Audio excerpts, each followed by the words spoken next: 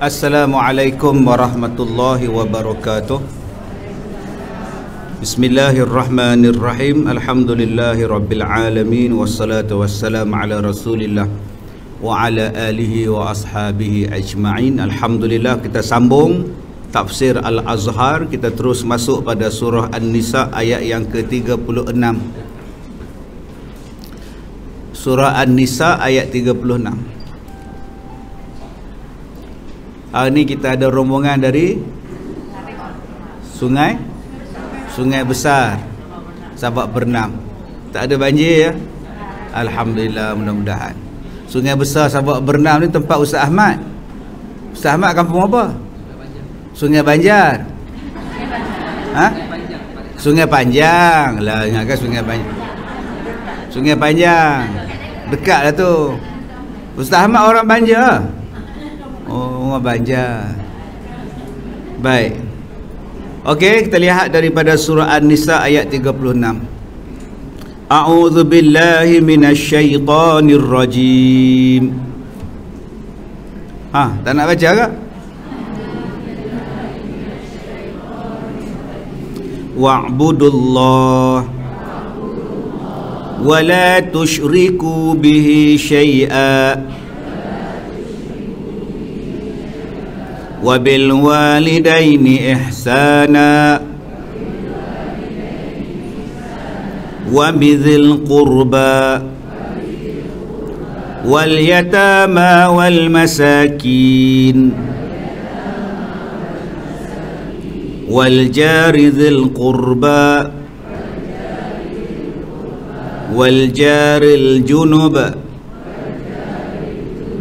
والصاحب بالجنب وابن السبيل وما ملكت أيمانكم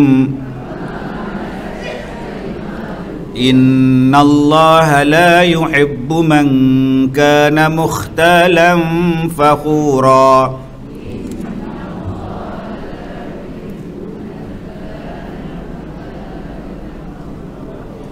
Dan sembahlah olehmu akan Allah, dan janganlah kamu mempersekutukan Allah dengan sesuatu pun. Dan dengan kedua ibu bapa kamu hendaklah berlaku baik, dan kepada kaum keluarga, anak-anak yatim, orang miskin, jiran yang dekat dan jiran yang jauh, dan sahabat di samping, dan anak-anak jalanan, dan orang-orang yang dimiliki oleh tangan kanan kamu. Sesungguhnya Allah tidak suka kepada orang yang bersikap sombong dan sikap sombong kata. Baik, ayat 37.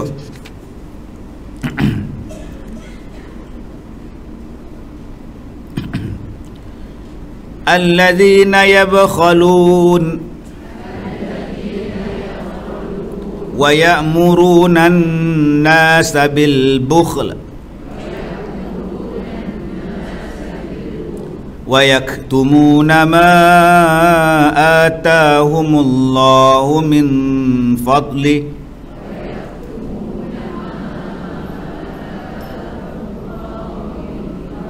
wa a'tadna lil kafirina azaban muhina.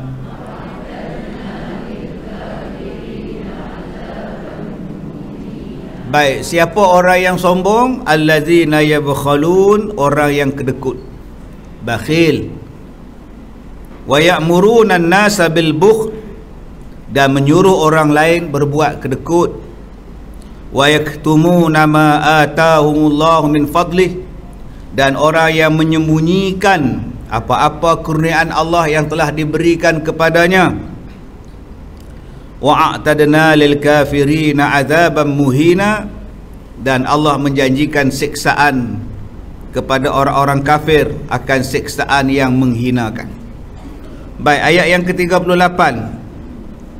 Walladzina yunfiquna amwalahum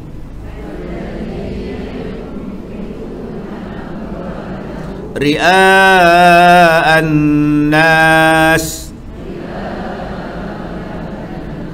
ولا يؤمنون بالله wala bil yaumil akhir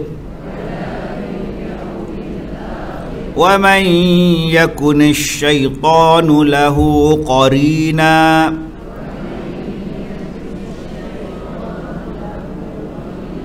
fasa'a qarina. Dan orang-orang yang menafkahkan harta bendanya kerana riak kepada manusia, dan orang yang tidak beriman kepada Allah dan hari kiamat, barang siapa yang mengambil syaitan menjadi temannya, maka syaitan itu adalah yang seburuk-buruk qarin, seburuk-buruk teman. Baik, kita dah baca tadi ayat 36 sampai ayat yang ke-38. Pada ayat 39 Allah Ta'ala berfirman kepada kita, ayat 39, wa madza 'alaihim law amanu billah wal yaumil akhir wa anfaqu mimma razaqahumullah wa kana Allahu bihim alima. Dan akan bagaimana ke atas mereka itu jika mereka percaya kepada Allah dan hari kiamat, dan mereka belanjakan daripada apa yang telah diberikan rezeki oleh Allah kepada mereka, dan Allah adalah maha mengetahui akan siapa mereka. Baik, kita lihat tafsirannya daripada kitab Al-Azhar, tafsir Al-Azhar, ayat yang ke-36. Baik. Ayat yang telah lalu tadi adalah mengandungi peraturan-peraturan yang wajib dipelihara dan dijalankan di dalam rumah tangga. Kita baca dah. Dalam rumah tangga dah cerita dah banyak kali dah. Ayat 34, 35, 33 cerita tentang nusyus, isteri yang nusyus. Kita dah baca dah kalau bergaduh suami isteri nak buat macam mana. Kemudian belajar dah tanggungjawab suami, kenapa suami itu kena nafkah pada isteri dia. Jadi kita dah baca dah bab tu. Bermula daripada ayat 36, daripada isu keluarga, dia masuk pula isu yang lebih besar, isu kemasyarakatan, isu yang lebih besar tentang anak yatim, tentang infak, tentang masyarakat, tentang perbelanjaan dan sebagainya. Jadi dah sampai kepada ayat-ayat yang lain pula untuk kita sama-sama huraikan, tengokkan apa yang Allah Ta'ala sebutkan kepada kita. Termasuk juga kita dah baca dahulu peraturan pembahagian harta pusaka jika seseorang meninggal dunia pun kita dah baca dah. Kenapa isteri dapat banyak ni, kenapa anak dapat banyak ni. Kalau orang lain yang tak dapat pusaka, macam mana kita nak buat? Macam mana kita nak buat pada orang yang kita bela dari kecil, tapi bukan anak kita pun? Macam mana nak buat orang macam ni? Macam mana orang yang dapat harta yang banyak kepada orang yang langsung tak dapat harta, baik jiran dia ke, kawan-kawan dia ke, orang susah ke. Jadi kita dah baca dah tentang pembahagian harta waris. Sampai juga kita dah belajar peraturan tanggungjawab suami pun kita dah baca, dan ketaatan isteri, dan juga sikap keluarga luar jika terjadi perselisihan. Bila bergaduh suami isteri, maka dipanggillah wakil daripada suami, wakil daripada isteri untuk minta diselesaikan. Wakil tu dipanggil apa? Panggil apa? Tak apa, saya tanya saya jawab. Nama apa? Hakam. Nama apa? Hakam. Jadi perbuatan yang membolehkan hakam tu dipanggil apa dia? Nama dia syiqaq. Lupa? Tu yang malas buat periksa. Pom-pom kosong punya kertas soalan, kertas jawapan. Nama dia apa? Suami isteri kalau bergaduh tak boleh selesai, nama dia apa? Syiqaq. Maka nak menyelesaikan dia kena panggil apa? Kena panggil hakam. Ingat juga tapi tak reti nak sebut. Bila ustaz sebut yang tu makcik nak sebut tu, pandai. Okey, baik. Dan kita juga telah belajar tentang semua peraturan tadi. Islam telah memberikan peraturan yang baik supaya terbentuk masyarakat yang baik di dalam sebuah agama yang dipanggil sebagai umat. Nama dia apa? Umat. Umat apa? Umat Islam. Daripada diri individu baik, berkeluarga jadi baik, bermasyarakat pun jadi baik, maka dipanggil ummatan wahidatan, umat yang satu. Baik. Peraturan itulah kemudiannya membuka fikiran ulama Islam menentukan hukum yang mana wajib, yang mana sunat, yang mana haram, yang mana makruh, yang mana harus. Kita baca dah. Hukum Islam yang besar ada 5 ya. Nombor 1 wajib, nombor 2 sunat, nombor 3 haram, nombor 4 makruh, nombor 5 harus. 5 dia tak ada 6. Saya dah kata dah dulu tak ada, Nabi tak buat. Hari ni hukum nombor 6 orang bubuh, Nabi tak buat. Boleh lah ustaz buat tahlil, Nabi tak buat. Taklah jawablah haram ke, sunat ke, makruh ke, harus ke, haram ke, wajib ke? Jawab 5. Jawab 5. Hari ni saya pakai baju biru bunga-bunga. Wajib ke? Wajib ke pakai baju biru bunga-bunga? Tak juga. Wajib ke? Sunat ke pakai baju biru? Tak sunat. Haram ke? Tak juga. Makruh ke? Tak juga. Harus? Harus. Nak pakai, tak pakai tak apa biru. Pakai biru boleh, purple boleh, orange boleh, coklat boleh, kelabu ti anjing boleh. Lama tak dengar kelabu ti anjing. Boleh tak? Daripada satu pakaian dia jadi berapa hukum? Banyak hukum. Pertama hukum dia wajib. Nama dia apa? Menutup aurat. Wajib tak? Wajib. Yang kedua sunat. Apa yang dipakai oleh Nabi kita pun pakai, nama dia sunat. Yang ketiga jatuh haram. Bila saya mendedahkan aurat, haram. Tak pun saya pakai baju kurung isteri, pakai baju kebaya main masuk kelas, kain belah pula sampai ke paha. Lah, haram tak? Menyerupai perempuan. Ataupun saya pakai baju gambar binatang. Ada pula gambar binatang pula. Baju bola apa tu, gergasi merah, setan merah main bola. Ada lambang rimau, lambang hantu setan lah. Makruh. Ada gambar binatang belakang. Boleh faham? Saya pakai baju biru, hukumnya harus. Jadi daripada satu baju dia boleh jadi semua hukum. Dia boleh jadi semua hukum. Dan tak ada hukum Nabi tak buat. Dalam Nabi tak buat tu dia balik pada 5 tu. Kalau Nabi tak buat haram tak? Tak haram. Wajib tak? Tak wajib. Kalau gitu datanglah harus. Sebab tu orang sekarang ni dia tak mau tengok hak harus tu. Dia tengok Nabi tak buat. Bila Nabi tak buat langsung dia kata bid'ah. Oh, kalau nak kira Nabi tak buat banyak. Nabi tak tawaf naik motor. Kita hari ni naik motor tawaf.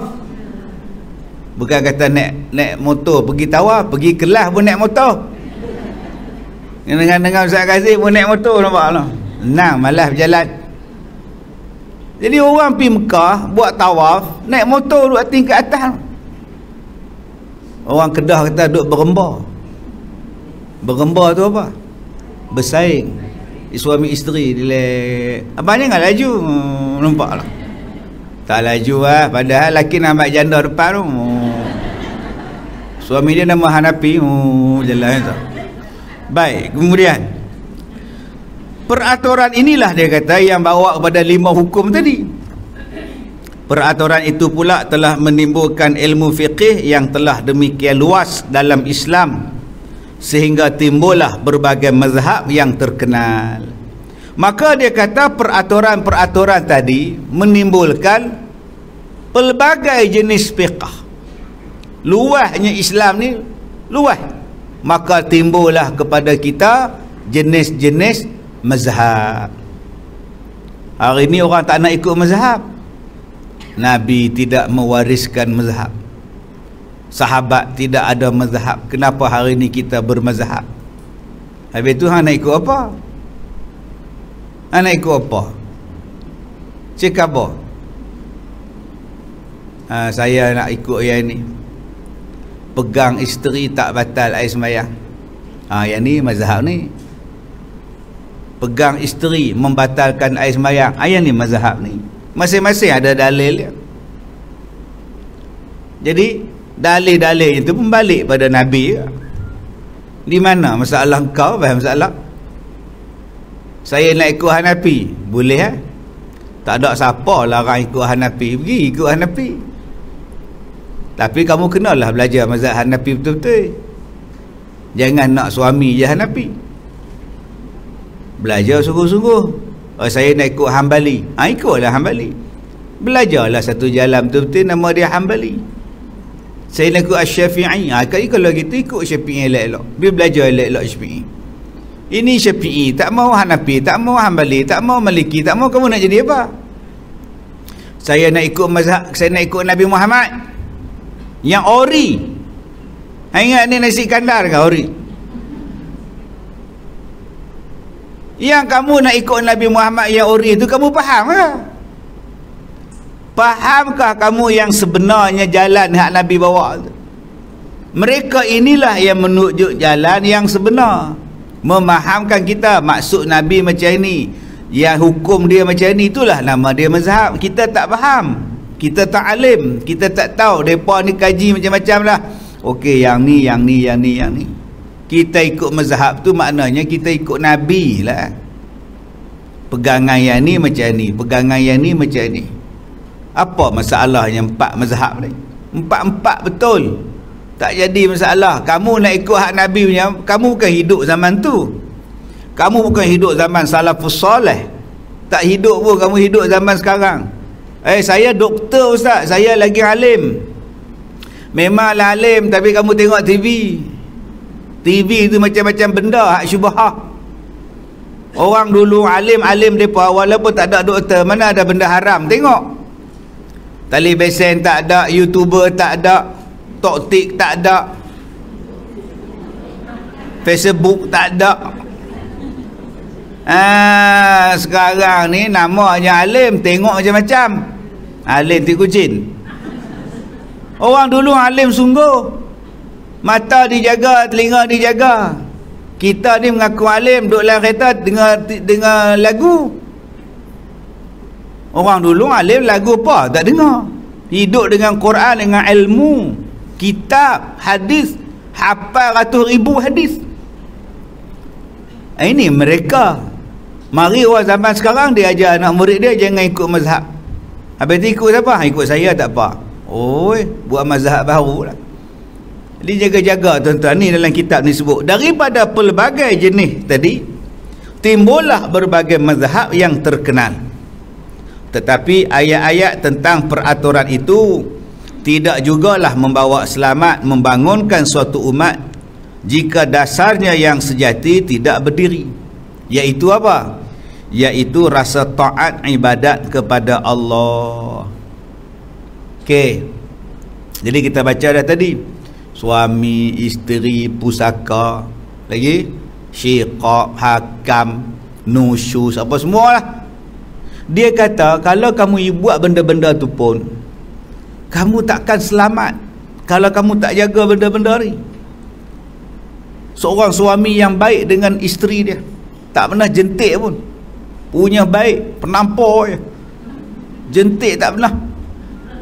Lah, hebatlah suami ni. Pinggan dia basuh, kain dia iron.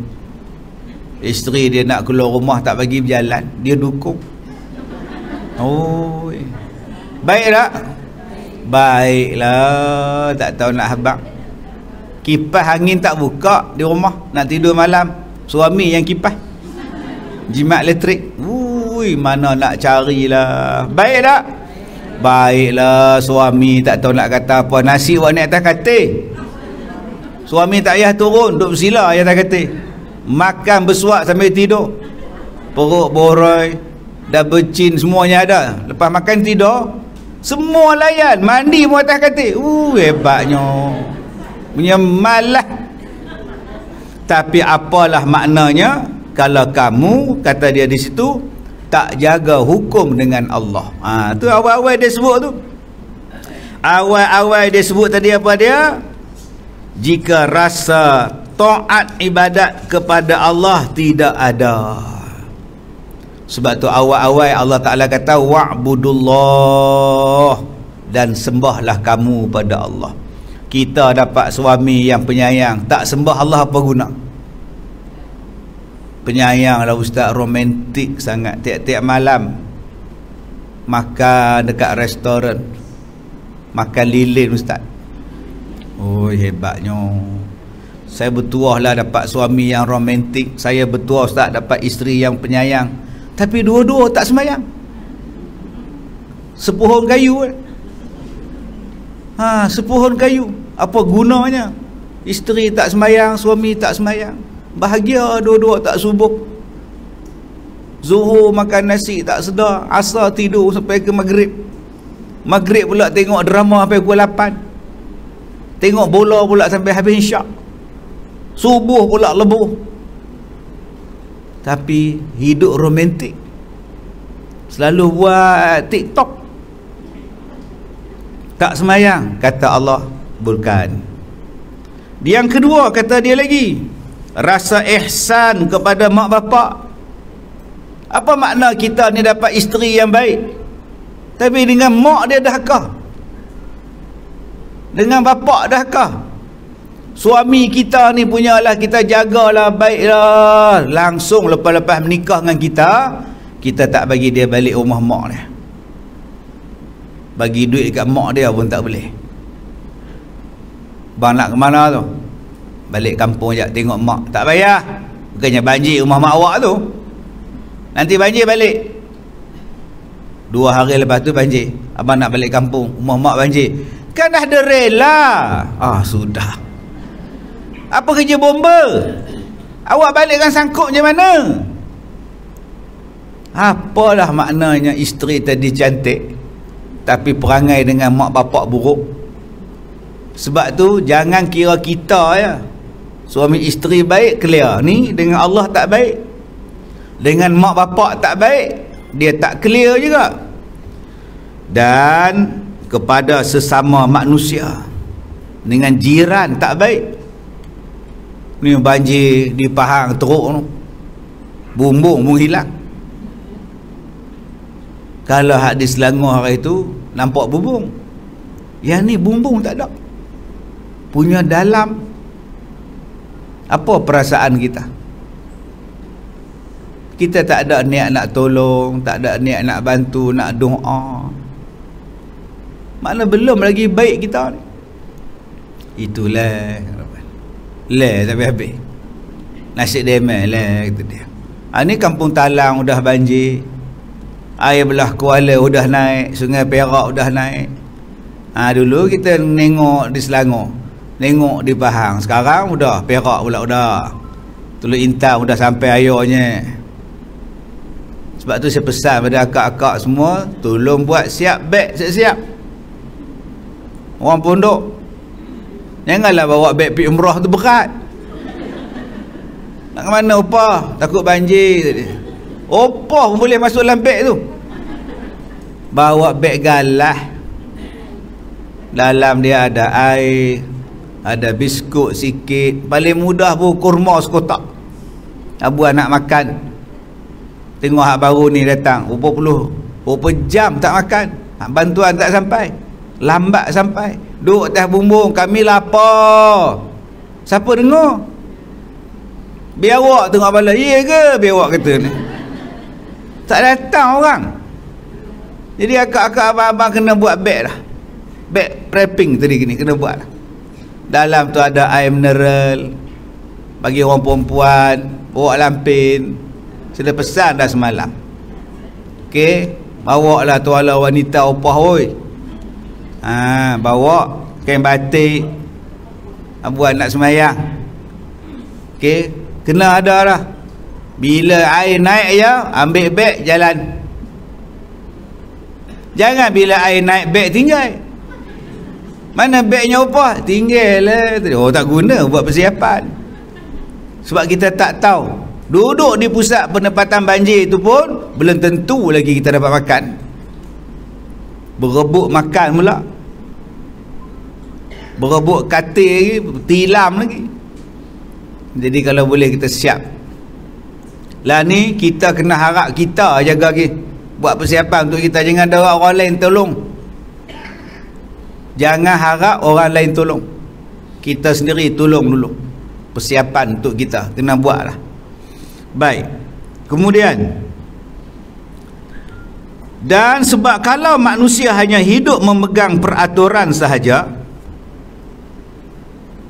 sedang di dalam hatinya tidak ada dasar dan alasan iman, dengan mudah dia mencari jalan melepaskan diri daripada peraturan, sehingga di dalam agama timbul semacam pokrol-pokrolan atau dinamakan orang sebagai helah. Yang ni yang banyak berlaku ni. Bila dia tak ada hubungan sesama manusia, dia tak ada hubungan dengan Tuhan, dia hanya menjaga diri dia sahaja, maka banyaklah orang panggil apa? Ngelat. Banyaklah dia panggil helah dalam nak menolak sesuatu benda. Bila orang tanya kenapa kamu tak bayar zakat? Saya ni PKP ustaz bila masa nak bayar zakatnya, hidup saya pun susah. Awak ni bila nak buat haji? Haji apa bendanya? Dulu saya memang nak pergi haji, sekarang pula nak cocok-cocok pula. Ada je alasan dia. Awak ni bila nak sembahyang? Saya muda lagi, tunggu pencen. Dia akan bagi helah macam-macam. Awak tak sedekah ke? Kalau saya sedekah, apa peranan zakat? Jabat zakat kan ada. Yelah, zakat-zakat lah, kita sedekah untuk dia, tak bayar. Bila jumpa zakat lah. Kita bayar zakat, zakat simpan buat apa? Oh, banyaknya alasan. Hidup orang yang tidak ada kaitan dengan Allah, dengan manusia yang lain. Jadi macam tu. Cobalah perhatikan misalnya riwayat tentang dua suami isteri yang datang kepada Sayyidina Ali yang kita baca minggu lepas. Diiringkan oleh serombongan keluarga mereka. Sayyidina Ali hendak menyelesaikan perkara menurut ayat Syiqaq ayat 35. Si perempuan tunduk dan berjanji akan mengikuti segala keputusan yang dibuat oleh majlis hakam kerana mengikut ketentuan Allah. Tetapi si suami menjawab, kalau hakam punya keputusan suruh saya bercerai, saya tak nak ikut. Yang isteri kata, apa keputusan majlis hakam, saya ikut sebab Allah suruh ikut. Mai suami pula kata, no way, saya tak nak ikut kalau dia suruh bercerai. Di sini nyata betapa lebih dalamnya rasa takwa dan iman si perempuan lebih daripada iman si suami. Sehingga Sayyidina Ali marah dan mengatakan bahawa dia itu adalah seorang yang mendustakan peraturan Allah. Sebelum mau menuruti keputusan, dia tidak mau melepaskan.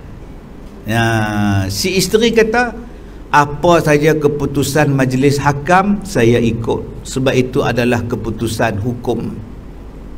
Suami kata, kalau keputusan dia suruh bercerai, saya tak mau ikut. Di sini kita nampak siapa yang lebih kuat iman. Yang lebih kuat iman dalam kisah ni ialah si isteri. Suruh bercerai saya ikut, suruh berbaik semula pun saya ikut.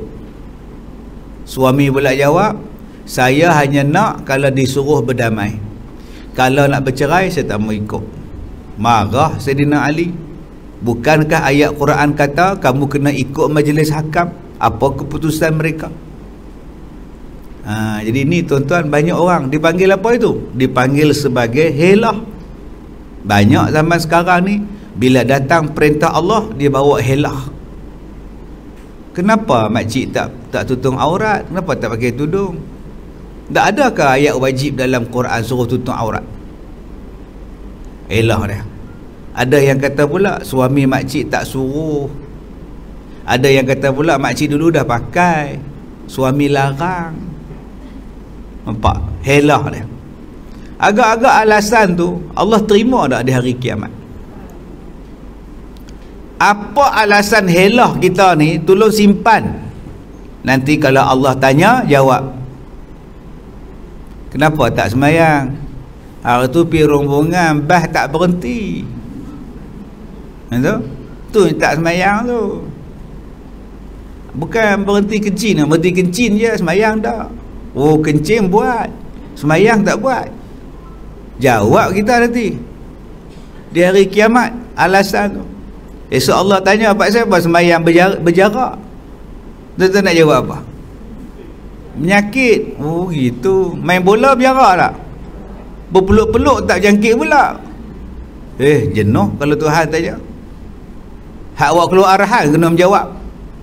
Tak tahu makcik, tak tahu. Mereka suruh sembahyang lagu tu, makcik ikut je lah. Sudah. Allah Ta'ala sebut dah dalam surah Al-Isra. Ayat berapa? Ustaz Ahmad, cuba buka ayat 115. Surah Al-Isra. Apa? Allah kata wala taqfu ma laysa laka bihi ilm. Ada? Cuba baca ayat dah. Wala taqfu ma laysa laka bihi ilmun, dan janganlah kamu mengikut akan sesuatu yang kamu tidak ada ilmu padanya. Allah dah beritahu dah. Kalau benda tu kamu tak tahu, kamu jangan ikut. Hari ni kita ikut babi buta. Babi pun tak buta. Ayat 36 surah Al-Isra ayat 36. Minta maaf, saya tak apa ingat nama ayat. Ayat saya ingat, nombor tu lupa. Isteri pun nombor berapa lupa. Apa macam-macam manusia ni. Tak tahu. Hari tu orang rumah saya tanya, abang nikah lain ke? Saya kata nikah orang mana? Orang Taiping. Oh, tak tahu pula abang. Jom kita pergi tengok. Saya kata kat orang rumah saya, jom kita pergi tengok. Abang pun tak nak tengok lagi orang Taiping tu orang mana. Sial kat dia, tak nak tengok pun. Jadi kita ni jangan nak buat cerita. Okey, tambah-tambah hak yang buat cerita tu anak murid Ustaz Kazim pula. Ngaji sudah, dia nak menikah 6 ke 8 ke 4 ke, dia macam dia. Ni kita hak mengaji tak pernah ingat, syiqaq pun lupa. Hak bini ustaz dia tak lupa. Baru kita tanya hakam tu menatang apa, tak boleh jawab. Jaga mulut, jangan duk buat cerita bukan-bukan. Yang nikah dengan hak Taiping tu, abang saya hak nombor 3. Orang selalu keliru. Adik Najimuddin tu ada lagi seorang adik, hak tu lah nikah 2-3, hak tu lah, bukan ni. Bodoh. Janganlah keliru. Adik Datuk Najimuddin tu nikah, yang tu dia, suka dia. Bukan saya satu-satunya adik Najimuddin. Bahalul betul. Nak jawab apa dengan isteri nganga kita?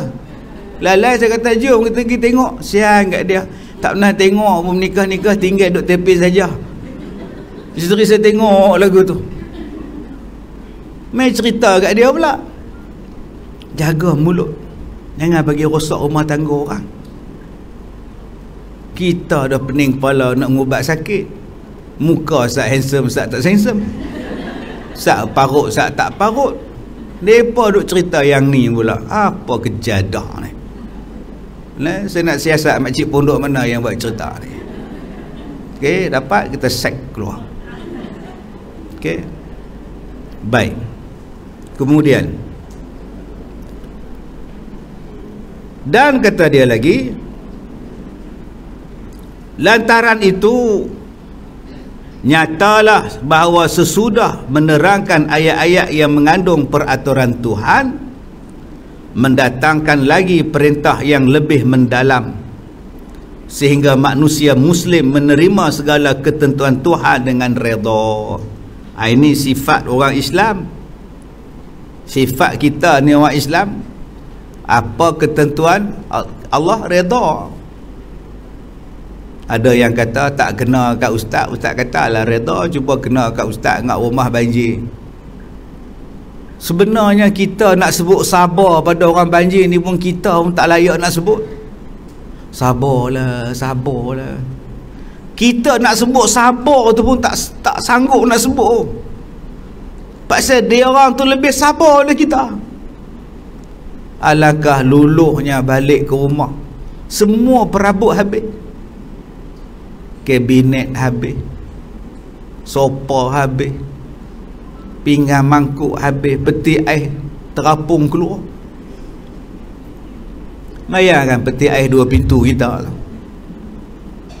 hilang, terapung. Kereta ni tenggelam.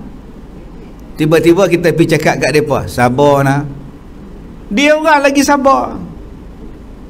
Sebab kita belum lagi diuji, kita belum tentu boleh sabar macam ni orang. Ada yang mati lemah dalam rumah, bantuan tak sampai, duk comenga, tolong, matilah rumah. Ada yang naik bot terlepas, balik terlepas anak kecil umur 2 bulan, tak jumpa lah anak. Bayangkan jadi kat kita lagu mana. Tapi orang yang beriman, dia jadi redha. Dan selepas ni hati tak seronok. Tiap-tiap kali hujan seronok lah. Tengok gelap tak seronok lah. Tengok pun tak seronok, tidur malam pun tak seronok. Buatnya hujan 4 jam tak berhenti, dah tak seronok lah. Abang oi, jomlah kita beli rumah flat. Kalau hujan banjir apa semua, kita tak kena apa, mai terbakar pula. Abang janganlah beli rumah flat, kalau terbakar terjun mati kita bang. Ha tu nak lari ke mana? Jomlah abang kita duduk kat Genting Highland. Karak pula banjir, Genting pula runtuh, tanah tinggi pun banjir. Kalau gitu abang kita duduk tepi pantai, tsunami pula dah. Abang kat kita, tuan-tuan nak main mana? Tuan-tuan nak duduk tak mana? Ini bumi Tuhan. Sebab tu duduk elok-elok, jadi orang beriman. Allah Ta'ala jaga kita. Okay? Jadi kalau kita nak sebut pada orang yang ditimpa musibah sekarang ni, kita nak sebut sabar tu pun tak gamak. Kita diam, kita tolonglah mana patut. Kematian ada, cedera ada, luluh hati semuanya ada. Sebab tu dia sebut di sini, kalau kita orang beriman kepada Allah, kita redha lah dengan apa keputusan Tuhan. Saya dah cakap pada tuan-tuan dulu macam mana nak bagi redha. Salah satu cara dia ialah, nombor satunya apa? Simpan dalam hati, bahagia bukan selamanya, kenikmatan bukan selama-lamanya, kehidupan bukan selama-lamanya, kemewahan bukan selama-lamanya. Satu hari kita akan jadi susah. Simpan dalam hati tu. Bila jadi susah, kita dah boleh menerima. Yang jadi masalah ni ialah Kita tak sangka dan kita tak pernah simpan dalam hati, satu hari aku sakit. Bila datang sakit, fras. Tak pernah sangka dalam satu hari rumah tangga kita bergolak. Bila datang bergolak tu, kita jadi kelang kabut, bunuh diri. Nombor satu, mesti ada satu perasaan simpan dalam hati. Tak selama-lamanya aku hidup senang, satu hari mungkin aku susah. Maka bila datang susah, kita boleh menerima. Yang kedua, kita kena ingat, sesusah-susah kita, ada orang lain yang lebih susah daripada kita. Maka kita pun boleh mampu menahannya, sebab dah set dalam pemikiran kita, orang tu lagi susah. Satu makcik, dia kata, ustaz doa lah petang ni makcik nak kena potong kaki, dua-dua belah kena potong. Aduh, tolonglah ustaz, oi, makcik reda je lah, dua-dua nak kena potong. Macam mana? Saya nak kata apa kat dia? Boleh kata sabar, insya-Allah makcik oi, nanti duduk dalam syurga kaki ada balik. Makcik reda lah. Macam mana dah menyakit. Jadi yang mana belum ada kencing manis, jagalah, jangan makan gula putih, banyak gula lain. Dan yang tak kencing manis, jangan pula kata sebab aku tak ada kencing manis. Berapa ramai yang putih kaki tangan masuk dalam mesin tebu, tak ada kencing manis pun, putih kaki dia masuk dalam rim motor suami dia. Ada yang jadi lembek kaki masuk dalam kubota. Tahu kubota? Yang duk mesin padi, duk sawah bendang tu, kubota. Dia naik basikal, beli kek. Sonoknya hari ni hari jadi kita, kata dia. Tak sabar nak tengok hadiah. Yang kubota di bawah tu, jalan-jalan langgar dia, terus lumpuh dua-dua kaki. Nama dia usuk wheelchair. Tak pernah faham, tak faham sudah. Ngilu bila ngingatnya, kata dia budak tuan-tuan. Yang mana faham, tak faham sudah. Wallahu a'lam. Assalamualaikum warahmatullahi wabarakatuh. Subhanakallah wa bihamdika, asyhadu an la ilaha illa anta wastaghfiruka wa atubu ilaik. Tawassal bil haqqi wa tawassal bis sabr. Baik, cukup sekadar itu. Wallahu a'lam.